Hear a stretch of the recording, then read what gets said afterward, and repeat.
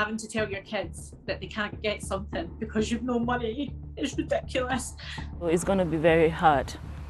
It's going to be very hard. When the lockdown was imposed, the government increased universal credit payments by £20 a week. They always said it was a temporary measure, but its removal has been fiercely contested.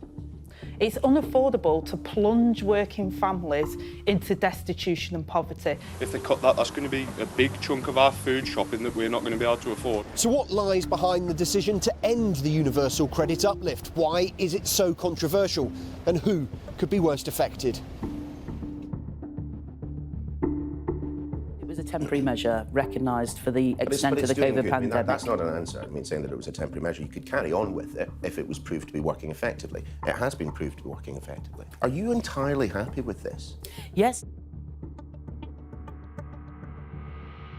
To understand why the removal of the £20 weekly increase has become such a major issue, it's important to first understand how the system actually works.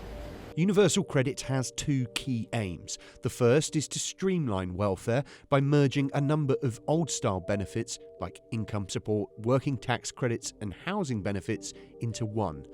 The second is to prevent an income cliff edge for someone going from unemployment into work. The Conservative architects of the system wanted to address what they called the benefits trap.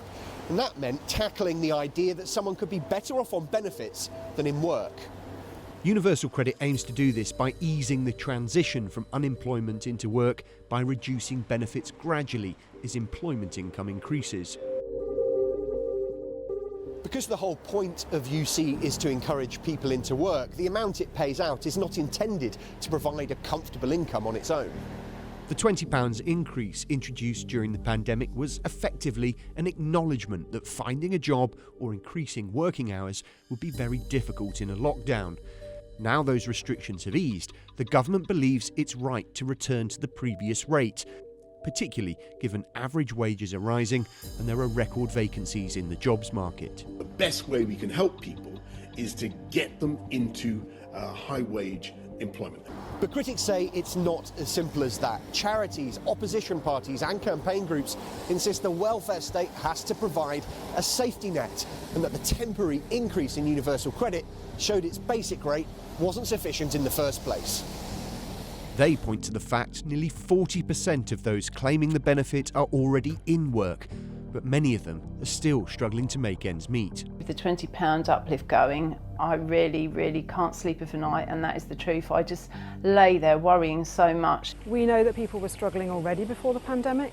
We know from our research that people were having to make really difficult decisions about whether they were going to be able to put food on the table, whether they were going to be able to clothe their children, whether they were going to be able to heat their houses. It will be a question between fuel and food, or clothes and food. It's something which will make a massive impact. The pandemic has seen a huge increase in the number of people applying for universal credit. At the end of August, the number stood at almost 6 million claimants. The £20 cut amounts to £1,040 a year. According to the Joseph Rowntree Foundation, working families will make up the majority of those affected. Research by Action for Children has found that hairdressers, pharmacy assistants and shelf stackers will see the biggest overall drop in their benefits. And the Trussell Trust estimates that nearly 250,000 parents on universal credit are worried about not being able to put dinner on the table for their children when the uplift is removed. It's a big deal for us. It does help us through along the way, honestly. It does help a lot. So without £20 taking off, I think a lot of families are going to be struggling. But the significant number of people claiming UC is one of the reasons that the government believes maintaining the £20 uplift is not sustainable. They say maintaining it would cost around £6 billion a year, and as a permanent spending commitment, that would have to be paid for with an increase in income tax for everybody else, at least a penny in the pound. It was always meant to be a temporary measure, along with lots of other things that we've done. Those things can't carry on. Boris Johnson does not have unanimous support for this policy from his party ranks. The cut is opposed by 6 former Conservative work and pension secretaries. It's thought enough Conservative MPs opposed the decision that it could have tested the government's majority if it had ever been put to a binding vote in Parliament. But that didn't happen, and now those MPs nervously await the consequences. According to Sky's election analyst Michael Thrasher, there are 28 marginal constituencies recently gained by the Tories which have a high number of people claiming universal credit. If there is a big political blowback on this issue at the next election, that could be a problem for the party. You're playing with people's lives and people don't forget.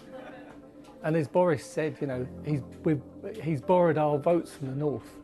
Yeah, and borrowing means that you can take them away as well. The Chancellor hopes a new £500 million household support fund will lessen the impact of reducing universal credit. The question is whether that will be enough, given that the end of the uplift is coming as energy and fuel prices are soaring, living costs are up, and a national insurance hike is coming down the track.